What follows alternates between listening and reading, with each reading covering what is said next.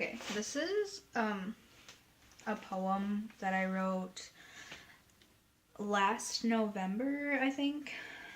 So when I was first actually getting into poetry. I wrote it about 8 months after my first real breakup. It's very self-loathing and dependent. And I don't agree with what I said in it anymore. I have matured a lot since then. And I don't want to put it out there without attaching the message that codependence and loving someone so unconditionally that you depend on them is not romantic or healthy. But I was a freshman in high school, and it kind of saddens me then that one of the longest and best poems I've written was about one of the worst people I've ever associated myself with. Shout out to you. So this is called The Library, circa November 2013. 1.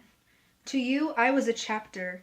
To me, you were the entire library, filled with books I've read from cover to cover so many times I could recite a whole page if you gave me the number.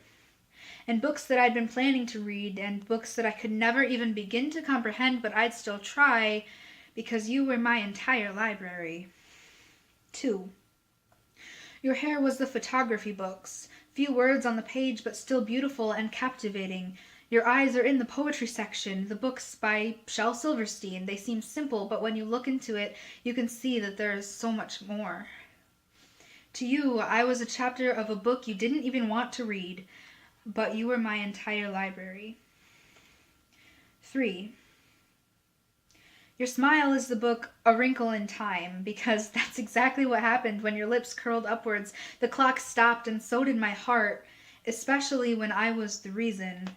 Your hands are straight out of Jack and the Beanstalk, but see, I'm Jack and you're the Beanstalk. Without the Beanstalk, there is no story to tell.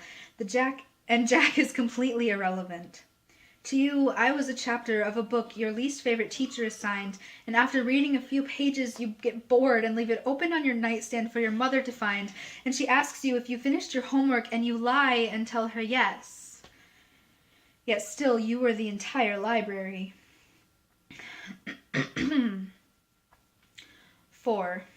Even after you closed the chapter to my name, I could not leave the library because there were so many unread books, so many pages with words I had not yet come to memorize, like I did the lines of your palms or the curves of your back, the way you smiled when you heard my name, the way you laughed when nothing was funny, your name, your address, your phone number, the way you type, the way you talk, the way you loved me. So many pages with words I had not yet come to memorize, and I could not leave this library because reading you was the only thing I was good at. Another thing I forgot to mention in the beginning, there's already a video up of me reciting this from last year, but like I said, it was when I was first getting into poetry. It was one of the first poems I wrote that was supposed to be read aloud. And I didn't exactly know what I was doing, so I kind of got this like ghetto accent while I was reading it for some reason. I think it elaborated after watching the poem Dear Straight People. If you've ever seen it, you know exactly what I'm talking about. So I also changed some of the words because they didn't flow right.